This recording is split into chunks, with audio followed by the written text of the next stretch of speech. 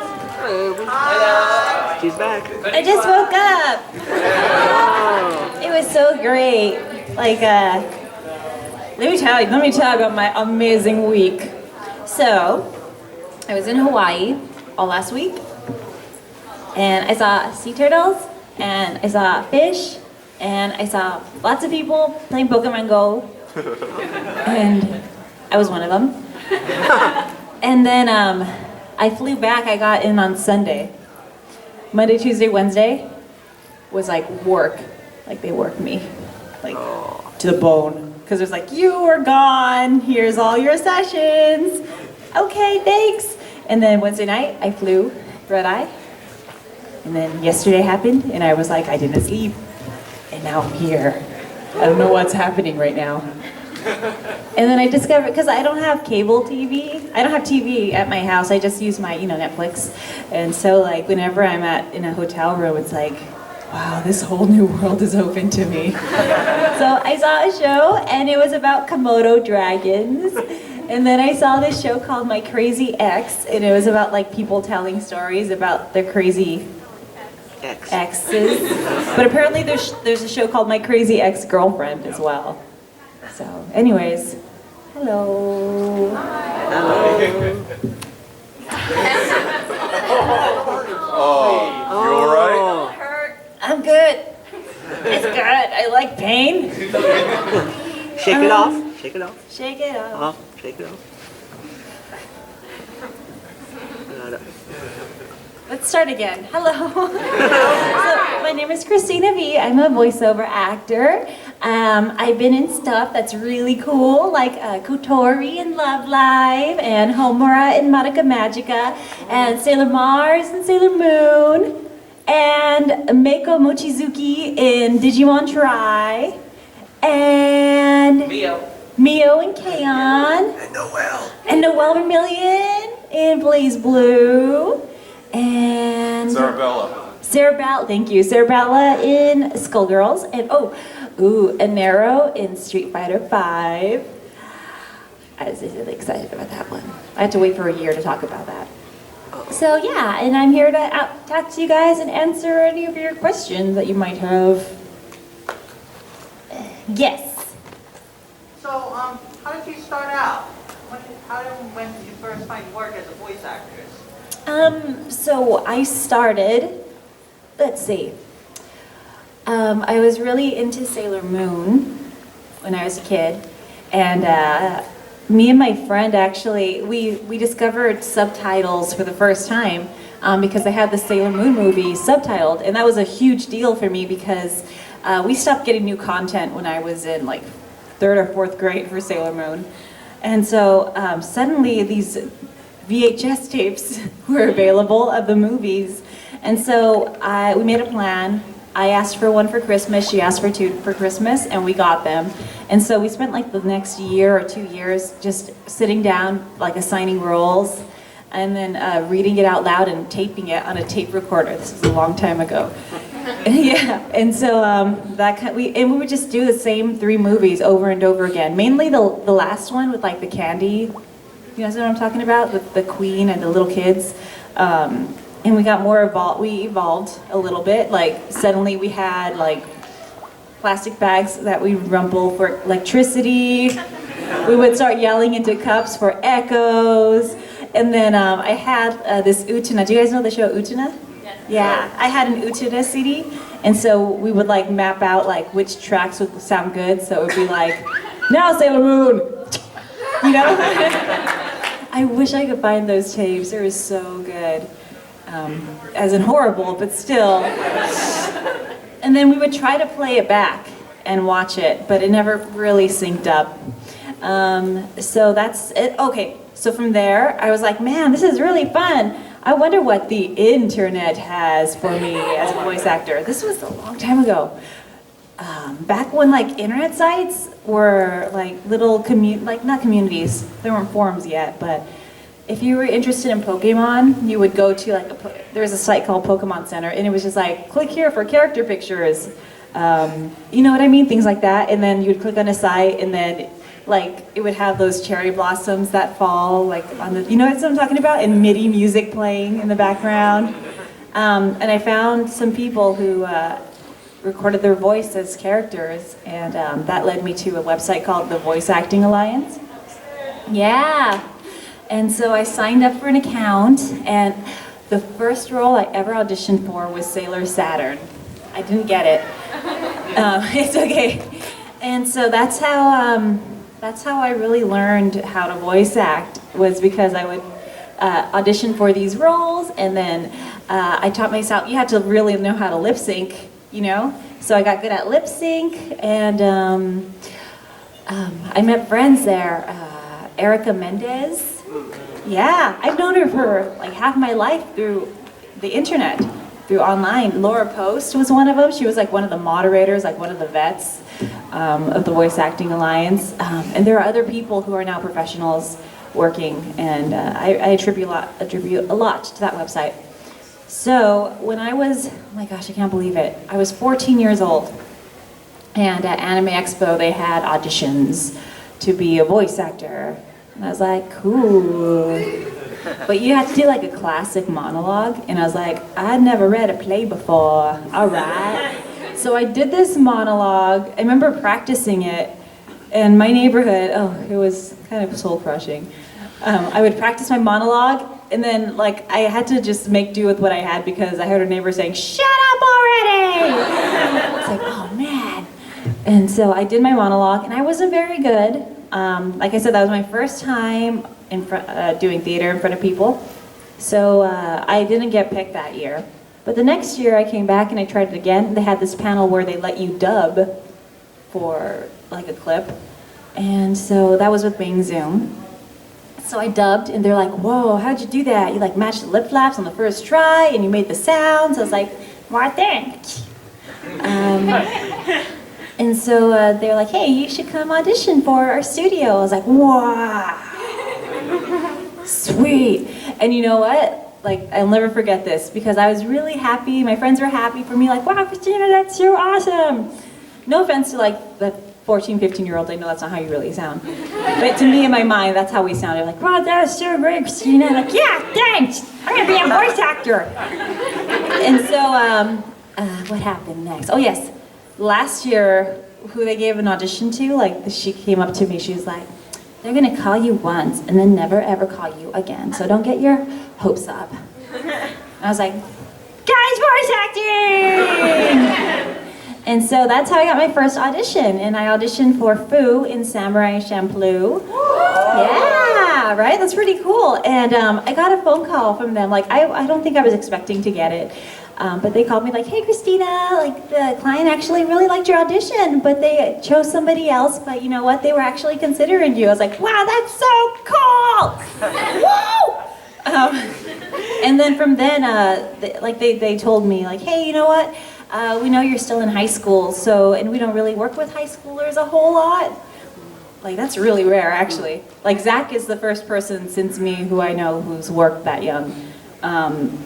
They're like, yeah, but you know, once you get in college, you know, you probably start working more. So that's how I got my first auditions, and then I just kept making contacts from there, and you know, it took a long time. This is not like an overnight thing. Like, I've been working towards it for over half my life, and recently I signed with one of the biggest voiceover agents in the country, and that is a culmination of all the work that I've done up until now. And I went to school for theater. I started, after I auditioned, I didn't make the softball team in high school, so I started doing plays, which was the best thing that happened to me in high school, because that was such a great experience, just having that community and traveling with them and putting on shows. So that's how I found theater, and then, like I said, I did it in college, theater in college, which is interesting, which I can get into as well, because, yeah.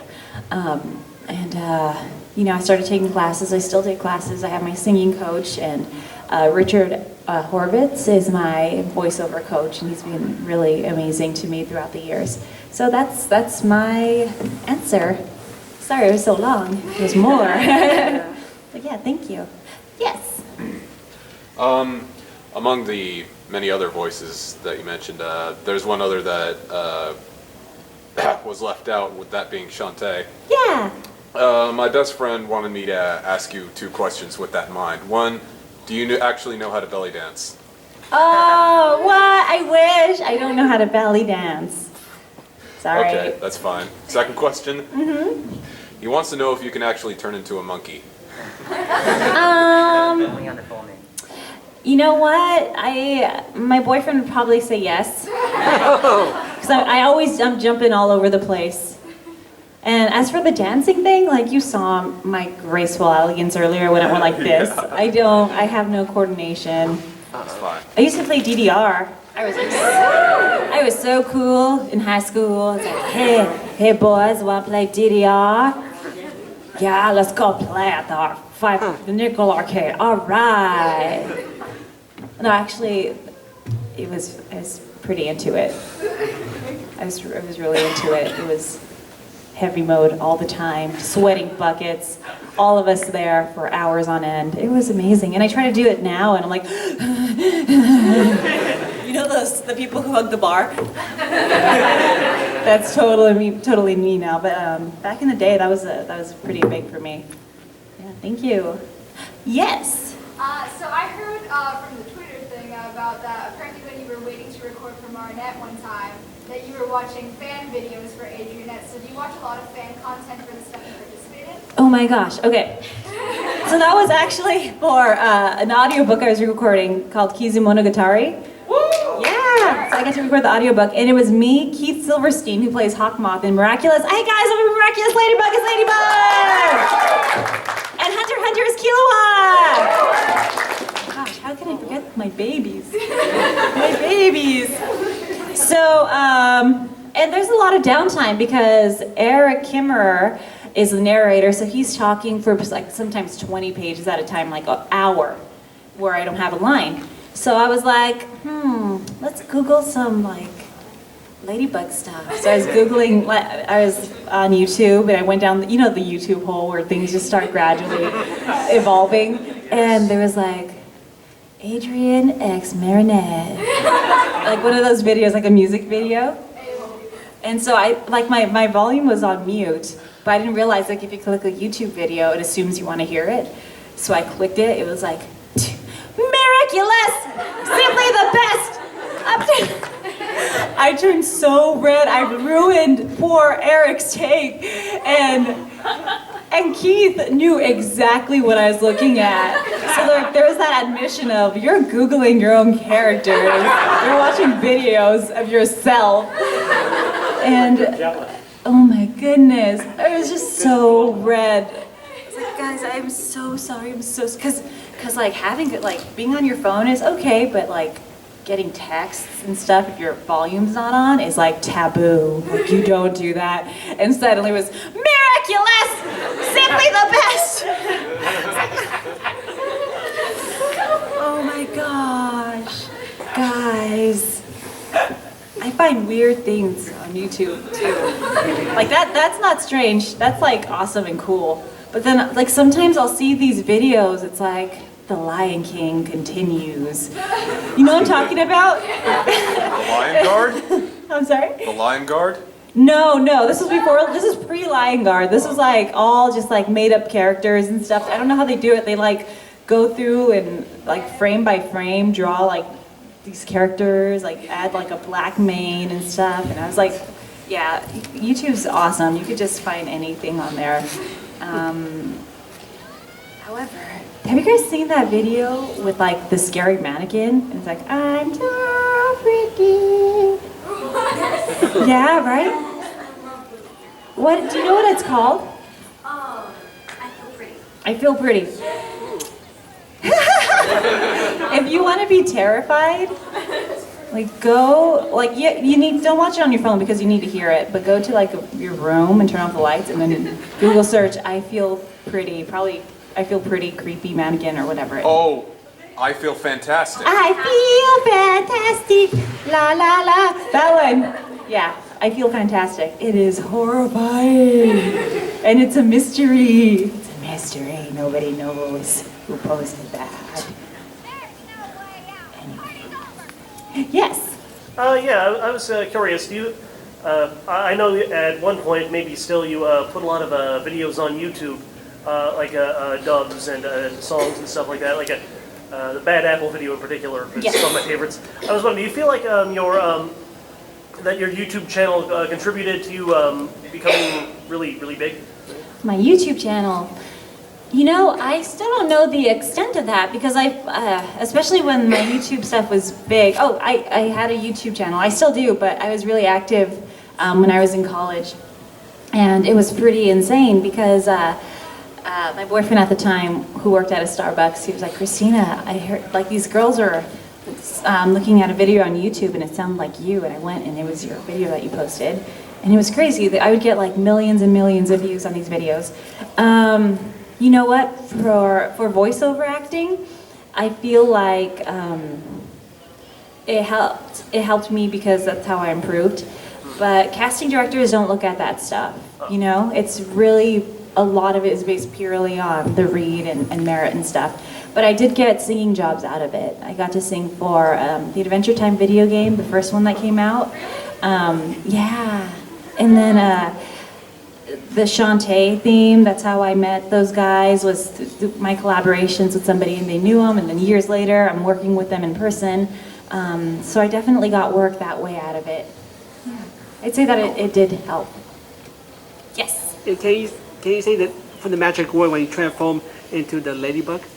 Say the magic, the transformation phrase? Yeah, got right here. Oh, sure. Yeah. So I've been asked to do that a couple times, and like that last part comes out really weird for me. I don't know why. Okay, here it goes. Cheeky, spots on! Ha! See that last part. Thanks. That's really good. Thanks. One time somebody asked me to do that for Riven from League of Legends. Hey guys, I'm Riven in League of Legends! Yay! Like, hey, can you do the voice? And I was like, sure. Here's Riven's voice. Da, da, da, da. Like, oh, that was pretty good. What? Alright. Yes. Who was your favorite Miraculous villain? My favorite Miraculous villain? Volpina. It used to be Eve Illustrator. Because I just like that relationship, but then we met Volpina and she's so pretty. And so, she gets me so mad. Yeah, she's my favorite. Next question. Yes. The episodes have been kind of on hiatus for a while, so are we actually getting more Ladybug episodes? Yeah. From what I hear, I haven't started working on them yet, but there's going to be 52 more. 52 more episodes and 3 specials. And then there are rumors about like a movie, like a live action movie. Manipulative is still on that? They're still finishing season 1? I finished recording season 1 a long time ago by now. But I don't think that all the episodes have aired yet in English. Not in America. And there hasn't been a new episode in America since May. Why not? I guess I'll ask them tomorrow. Nickelodeon has It's not even on there. What? The guy keeps saying that, the creator keeps saying it's going to be on Nick, and they love it. And Yeah. I think they're waiting for the merchandise. Oh, that Which I would know make there's sense. Okay, so the reason why I'm leaving early today is I'm going to San San Diego Comic-Con tomorrow. Good luck now. Because I'm going to do Ladybug stuff. We're going to have a signing, and the creator is going to be there from France. And so I'm excited because the director posted like an unboxing video like a week ago because he got to see them last week, and they gave his daughter a marionette action figure. And I was like, how did you get that? He's like, don't worry, you're gonna get one too. I'm like, okay, but can I have it now? Oh, I can't wait. I can't wait. You know why? Because some of them have like voice clips, and it's me. Yeah. Yes. Okay, so you're about to do Maria and Skippy. Yes. Did you pick your character? And if you did, why did you choose Maria? I chose Erica. Maria is Mela. So Okay, I'm sorry. That's okay. So I'm working on casting Skip Beat. You guys know that show? Yes. Yeah, and you look awesome, by the way. So I'm really excited, and Robbie's in it too. I haven't even talked to him about that.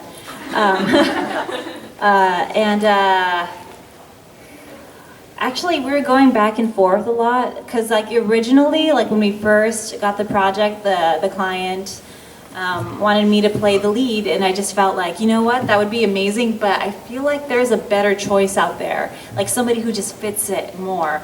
And so I started listening to everybody's voice clips, and Caitlin Glass came to mind, and I was listening to her stuff, and I just thought she sounded perfect, and I was right, and she is great for the role, and she just knows how to.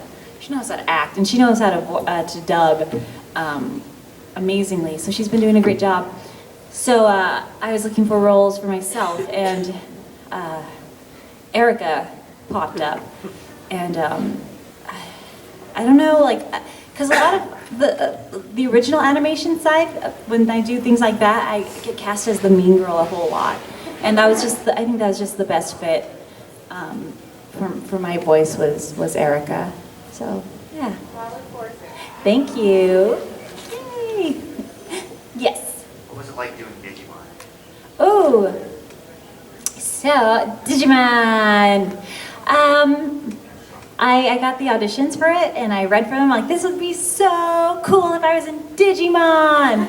And then like a month later, I got the email saying, hey, you're in Digimon, just like that. I was like, yay! And I told my boyfriend, I was like, I am a Digi-Destined. He's like, what are you talking about? That's how it is. Like, I was like, oh, a Digi-Destined is the kids in Digimon.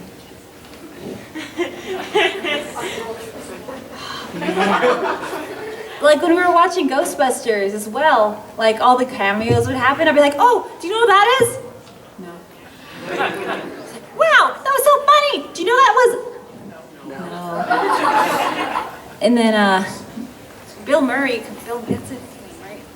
Yeah. Bill Murray, yeah. Sorry, my brain. Of course he knows who Bill Murray is. It's like, that's Bill Murray. Yeah, I know. Everybody knows Bill Murray.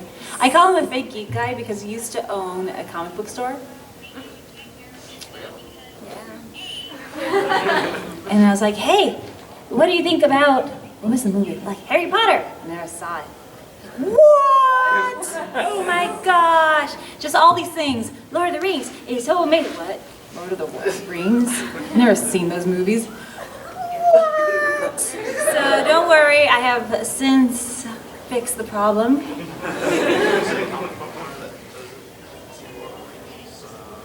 Yeah. Oh my goodness. I was in shock. Yeah. Rocketeer. It's like, man, isn't The Rocketeer like a great movie? I've never seen it. What? But to his defense, though, he is really strictly like a comic books guy. Like, he knows a lot. He knows a lot about comic books. Anyways, I don't know how we got there. Let's take another question. Yes. Oh, Conception! I worked on a game called Conception 2, Children of the Stars. And in this game, you play a protagonist who has to have babies with different girls, and then you fight the babies against monsters. You fight the babies.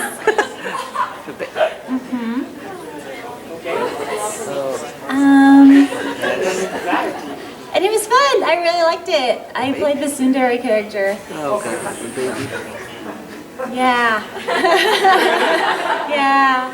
I just remember there was like a ramen scene. Yeah, there's like a ramen scene where she's eating ramen, and you know how she's tsundere. She's like, it's so hot, but I'm gonna eat it anyway. Baka. That's exactly how I did that character. Yeah, it was great. I love that game. Yes. What's your favorite type of character to voice act for? Favorite type. Favorite type. Favorite type. Oh man, that's hard to say. I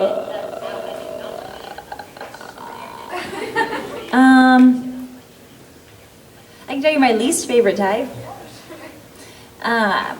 When I was first starting out, my typecast used to be like really like high pitched and young, and And like I have a pretty high-pitched voice, but like for me, I would really have to push it to get that, you know? And it's just harder for me. I like doing characters in my own natural voice, in my own natural voice range. I recently got to play like this really badass protagonist, and she was like super deep. I love going super deep too. Mosquito Girl was a lot of fun in One Punch Man. Yeah, it's airing tomorrow. Yeah, so I got to play Mosquito Girl, and that was really fun too, because it's like you get to play like the crazy villain. Also recently, like I get all the accented characters. I do a lot of accents these days. But I think, yeah, my favorite type of character is like the marionettes, where it's just my voice. Because I feel like you can concentrate more on the acting when you're not thinking about like making your voice higher or lower. Thank you. All right. Yes. I've heard many stories of voice actors at least having one incident where they'll walk into a recording booth, and you'll be working with someone that does call in, even if they just pass them when going to the recording booth, like, is that so-and-so? Have you ever had a taste with that, where that happened? You know, like, just, oh my God, I'm working with this person, I can't believe it. Oh, yeah. Most recently, I can't even say the person because I would give away what I worked on, but I was in Cartoon Network. I got to record in Cartoon Network and on a big show. And I'd never been there before. I didn't know how it really works. I thought it was just going to be like a voiceover director who's there. But no, it was the creator of the show. And I was just like, oh my God, it's you. It's like, wow. And that, it was kind of like this weird thing because I was pretty nervous, like going into new situations for me. I'm like, what's it gonna be like? Oh my God, how's the room gonna look? How's it gonna smell? How am I gonna smell? Like all these weird thoughts go through my head. But when I met this person, I just felt like instantly comforted, like, oh, this is amazing. Yes, cool, and you're awesome. So that was really fun. I think these days I've met so many amazing people. Oh, thank you, thank you. I've gotten lucky that I've met so many amazing people that it's not like, anymore. And it's just that you get to know them as people who are just like, they're really talented and amazing, but everybody just wants to be loved, and that's all it is. So yeah, these days it's just like I feel very honored to be working with them. Thank you. I don't know what that is. Oh, you know what this is? People keep sending me that corgi that's like blinking and doing this. So it just became my thing. I love corgis. I love corgis, yes. So I remember reading a tweet that you sent a while back about how one time you drunk tweeted a hater or something? Drunk tweeted a hater. Yes! I did! Okay. Oh boy. So I'm not going to give out names, but this person, this is when I was living with Erica Mendez and Lucian Dodge. This person, he follows Erica, he's friends with Erica, and can we turn off like all recording stuff? Thank you. I just don't want to hurt anybody's feelings. And something else, and I was like, cool. So I took a shot, and I don't drink a lot, especially not like hard liquor. So I took a shot of it, and I felt fine, and I went downstairs to sign for a packet, and I was like, whoa! Hey, mailman, sign. And I walked up the stairs, and like I fell, and I was like crawling to my room, and they're like laughing. I was like, hey guys, I feel great now, thanks. I feel so good right now. The first time I was drunk was at Disneyland. Oh no. Yeah, and I was 23. And it was like the best birthday ever.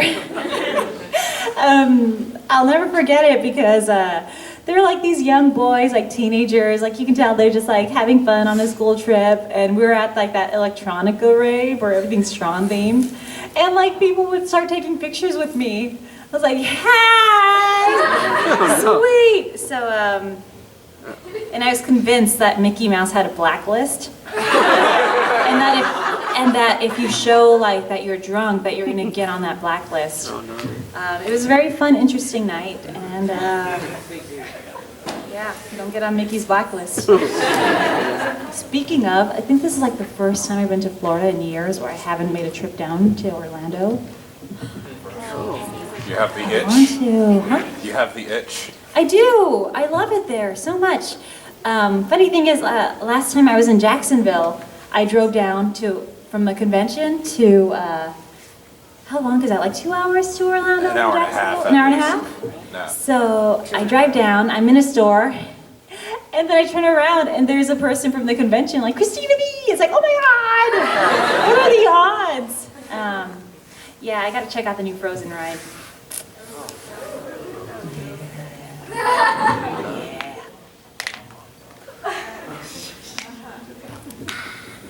Yes. What's the cheesiest line as Marinette you have to record for? The cheesiest line? Oh my gosh, I can't really think of anything cheesy. Is there one that I should know? You just touched my shoulder there. Like, oh, even like when she's being like crazy. Yeah. I just think it's super cute. Like I love when she freaks out, you know? I think one of my favorite of those freakouts was when like there was like the manga behind her. Like I think they were going to the theater or something. I love those freak out lines. It was fun. Yes? Okay, so if you don't like necessarily doing like the really squeaky high-pitched ones, how did you like your role as Kampa? As Kampa? Oh, that's pretty different. Like Kampa and Kotori, like they're really fun. Like Kampa, I love that. Like after like the first game, they're like, oh, they know the characters. I'm like, yeah, I'm gonna do whatever I want, and pretty much they just let me be crazy. And that was really fun. And Kotori, though, I was actually a little nervous because that was the character again where I was like, I don't think I matched this character. I'm not gonna audition for it. I should probably just audition for it. And I did an audition. I sent it in. They're like, you're Kotori. I was like, what? Because I thought I was gonna be Umi, to be honest, because that's more like the characters that I usually get. But it's one of those things where you just trust, you know? Like I'm like, okay, let's see why I was cast as Kotori. So I did it. I'm like, actually, like my voice really matches, and I didn't know I can go this high before. It was really fun. Yeah, I love those characters. But like, if I have to sound like a realistic little girl, that's where I have trouble. You know what I mean? Yeah. Yes. The first time I started to follow building you was when I heard some other song of hers. Would you say your singing of the affected your voice and acting career at all? So that was, I think that was like the first question I was asked, but I will recap. I feel like I was never called in to audition for a company because of my YouTube. However, it did help me become a better voice actor. And I feel like a lot of my fan base, especially initially, was from my YouTube covers. So it helped me in that way, helped me get a recognition. People would start recognizing my name from YouTube in their games and in their anime. They'd be like, hey, that's Christina, that's you, you're from YouTube, right? I'm like, yeah. And it did help me get into some really cool singing parts.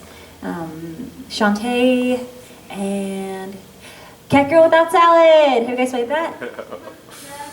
Yeah!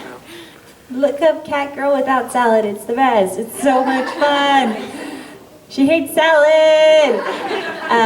And so it helped me in that way, and I got to sing in the Adventure Time video game. And on the whole, I think it just gave me more confidence. Confidence that I feel like that was the first time I was getting feedback was on YouTube for my voice acting, from just like people who watch dubs and singing covers on YouTube, and it was really positive, and yeah, it was great. Thank you. Ooh, yes. Did you enjoy working on K-On? Like on the show K-On, like both seasons and the movie and everything? Like, Yeah. did you have any like fun moments? Like, I love the show quite a bit, and I don't know if you had any fun moments or like during the show. Like, did you voice them all together, like you and the other cast? Like, or did you do it solo? Did you kind of have? Yeah, we all recorded solo, but we would travel around convention to convention as a group and sing the songs in Japanese and play air guitar and air drums, and that was really fun. And that's not really done like since then. Like no companies really go out that far to promote the shows like that, and it was really great. And Christine Cabanos wanted to be a voice actor, and at that point she wasn't working yet when we did when they cast the first 4 girls for K-On, because Azusa came in much later. And so one day I get a call, she's like, Christina, I auditioned for Azusa, and they liked it! I was like, yeah! You guys are all great. They have source material for when they go to like college, and I was hoping one day that they would make that, and you guys would get to dub it and everything. I would love to. I haven't heard any plans for it. I know. Yeah. Could you do like a few impressions of Mio? Sure. What should I say? Well, I mean, there's a bunch. Usually she gets very shy and cute and nervous when she sees something. Like, and usually it's with Ritsu. Like Ritsu will show her like a barnacle and she'll flip Oh out. gosh. Yeah. Barnacles are pretty freaky though. How about Or one of your favorite moments or something, interaction with Ritsu. all I can remember is her saying like, guys, we really have to practice. What are you doing? Oh, my favorite with Ritsu is when they're like, hey, Mio, you have to sing. She's like, I'll play the drums. Like, who's gonna play bass? I'll play the bass too. Ritsu. It's such a fun show. It's just fun to see them interact, and just even if they're not singing it up on stage, just to have them goofing around. Yeah. I like it. I enjoy it. Yeah, please watch Can if you haven't seen it, because it is so cute. It's so good. It's so good. So fun. Okay, we haven't gotten you. What's the weirdest thing that's ever happened in the recording booth? Weirdest thing? Weird. Well, oh gosh. I can't think of anything weird. Oh yes, I can. So, I don't even know what the noise was, but Christine and Alex Von David, who directs Madoka, did something strange. They added like this, like that noise, just randomly in places in the third Madoka movie. So one of the most notable ones was we're recording Puelamagi Magic Quintet. And here's the thing, like it got to the quality checking phase. So other people were like, what is that sound? Like, oh, nothing. Leave. But I don't think I have any like weird stories. Mainly it's me in a room alone for 4 hours. Yes. Yeah, you have any bad experience at any of the conventions? Do I have any?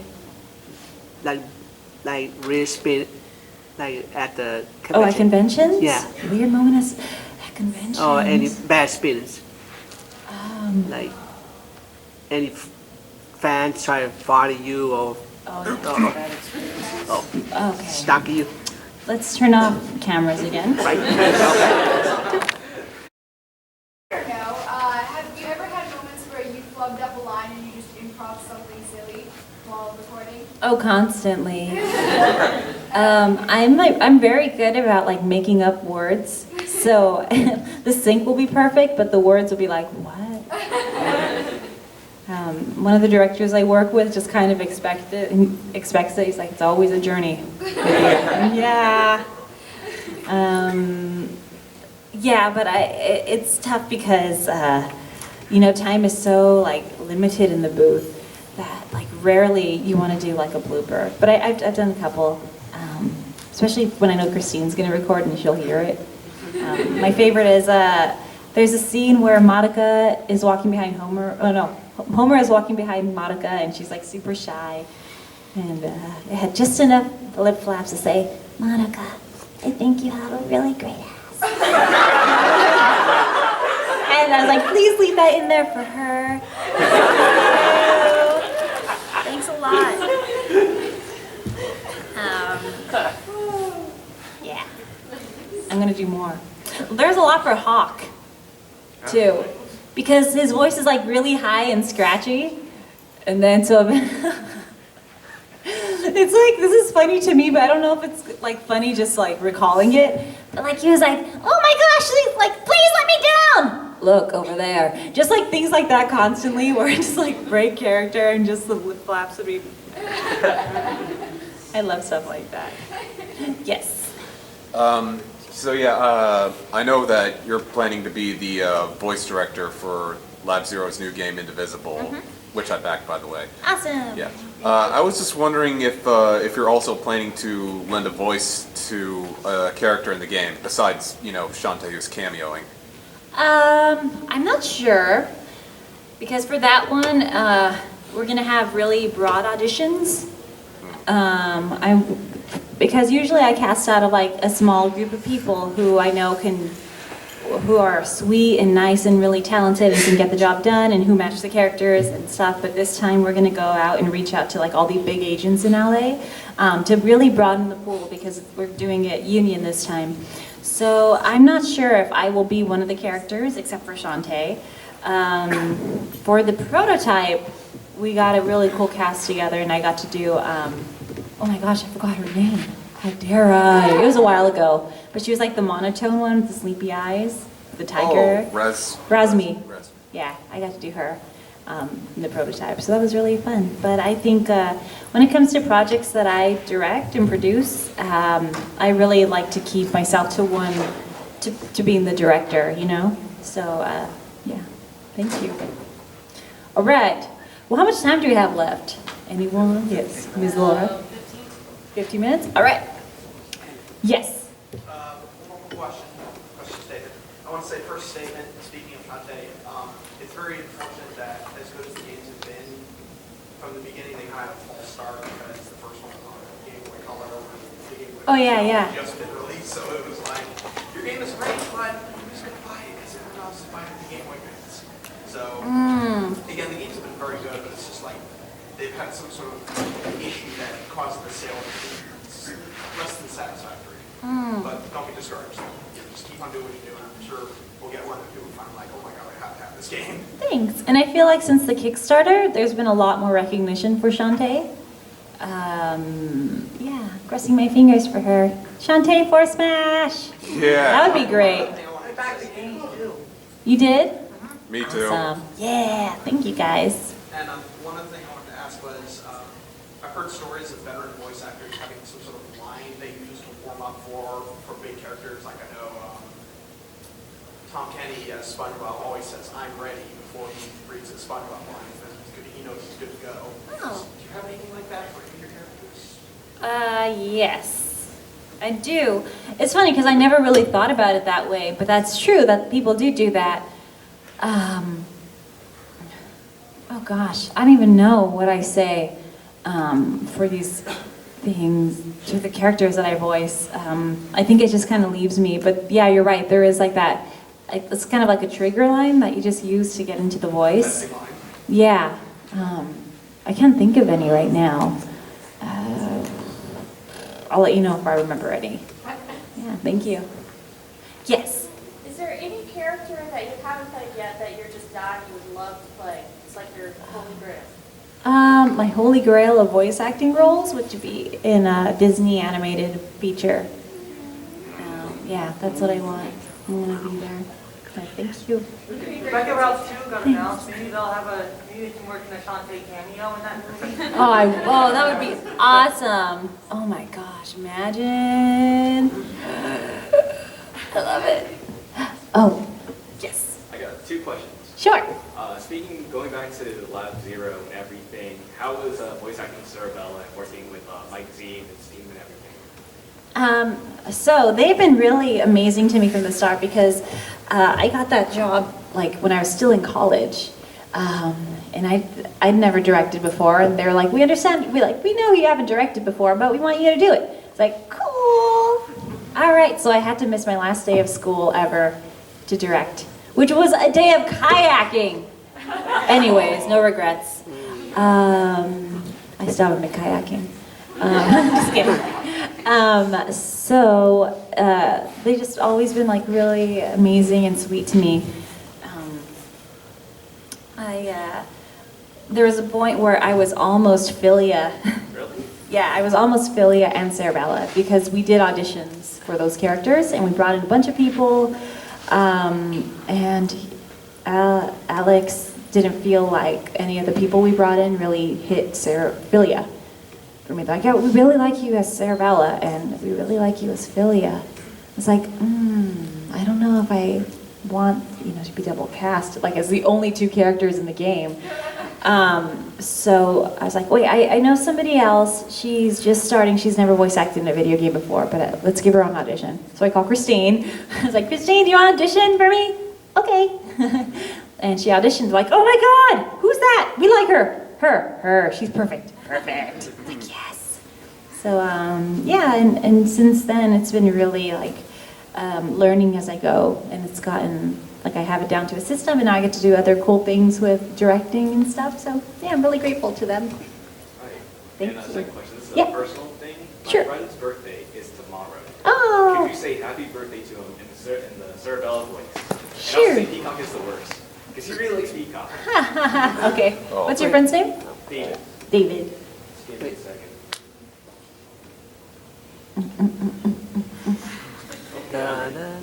Hey, David, it's Cerebella. Peacock is horrible. Happy birthday! Thank you so much. Thanks. Yes. 2 questions. One, do you have a favorite character that you've done out of everybody that you've done? Oh, favorite character? Ooh, that's hard, guys. I will say though, Marinette not only because of the character and the animation, but just seeing the project like grow. Like my mom was telling me too, because I knew about it, and I got to see the episodes long before anybody else. Because we're dubbing it as when the French was done, they would send it over and we would dub it. I was like, this is so good. This is so good. I would call my mom, like, Mom, I'm in this awesome show, and it's so good, and kids are gonna love it, and young adults are gonna love it, and it's like Sailor Moon and stuff. And so like the whole time, like checking like for a year, like, is it out yet? So it's gonna happen, and like seeing like the response, going like, oh my God, people are getting wind of it. It's out! Oh my God, everybody loves it! Yay! So that was a really fun experience, watching it grow. Because like when you do dubs for anime, it already has its fan base. It usually takes like a year, a couple of years sometimes for it to come down. But to see it grow, like from people like speculating and watching like the anime PV, and yeah, it's been really cool. And the second was, do you want a flower? Oh yeah, sure, thank you. Aww. Yay! Thanks, I love it. Does it match my outfit? I just chopped off all my hair. I don't think I have No, you got a pin or something. I'm gonna make this work. Yay! Yay! So we have 5 minutes left. 5 minutes left. 5 minutes left. Okay, I'm gonna go for people who haven't asked questions yet. I'm sorry. Yes. 2 questions as well. First, which is better, K-On or Love Live? What? They're both different. Okay. Oh my gosh. Which is better, K-On or Love Live? In terms of waifus, I feel like Love Live has more waifus. Is quantity better than quality? But I will say this, and I'm sorry, Love Live, I love you so much, but I really like the music in K-On. It's more of what I would what I listen to normally. And I really like the fact that they played their own instruments. I thought that was really cool. But the feels are pretty strong in both of them. But I was bawling in K-On. That's hard. But then I was bawling in Love Live when they went to the beach. Then I was bawling in K-On! When they were like, it was our last concert ever. It's hard. They're both really good. Watch them both. And my other question is, if it were up to you, would you have it as it is now, where in an anime that's dubbed but about music, they just cut the Japanese song? Or would you have it so that they attempt to dub the music in English? And how will they?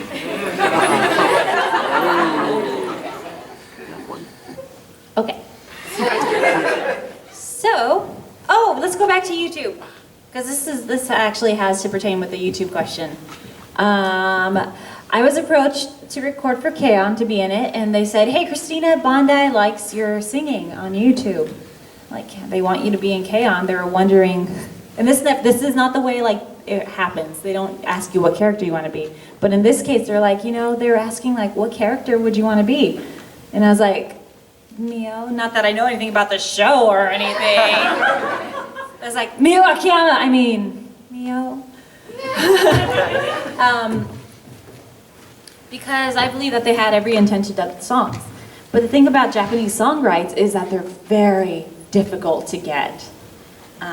And they really did try to dub the songs into English. And I'm not sure about Love Live, but it's just difficult to get, almost impossible sometimes, unless it's a really old show. But I would love it if we could dub songs. I love singing. Excuse me. And I'm hoping in the future we'll get to do more song dubs. My favorite from like anime dubs from songs is Sandy Fox's Magic Knight Rayearth songs. So good. So good. When I met Sandy, I was like, oh, I love you. I love your singing. Thank you. All right. Yes, you have your hand up. You. Yeah. No, you. When you voice a video game character or for a TV show, do you get like a free game? Oh. Or DVD or something? No. Sometimes. Sailor Moon I've gotten. Video games, I don't think I've ever received. No, I received a copy of one of the Blaze Blues once. But normally, no, you don't get a copy of it. I wish I did, because I would have so many games. Yeah. No, thank you. Usually not. I think because like because you work with the clients and then you don't see them for a long time, I just don't feel like there's enough time to build that relationship where you're asking for stuff. Like, hey, you paid me, can I have a free game, please? So normally I just say like, I just gotta go out and buy it, Yeah. Ooh, more hands. Oh, yes. I'm not gonna. What's your favorite Disney movie? My favorite Disney movie? It's so hard because I love all the songs, but then Zootopia doesn't have song. Oh no, it has a song. My favorite recent one is Zootopia. And then I love Frozen, and I love Snow White, and Sleeping Beauty, and The Great Mouse Detective, and The Lion King, and Aladdin, and Beauty and the Beast, and Pocahontas, and Mulan, and Treasure Planet. I love them all. They're my favorite. Disney does such a good job with telling stories, and I can't wait for Moana. It's gonna be so cool, I hope. Oh, but you know what? Okay, well, this is Pixar. But The Good Dinosaur? Oh, yeah, I saw that. All I remember is like, ah! You know what I'm talking about? There's a lot of screaming in The Good Dinosaur if you haven't seen it. Spoiler! Arlo goes, ah! A lot. Have you seen the BFG?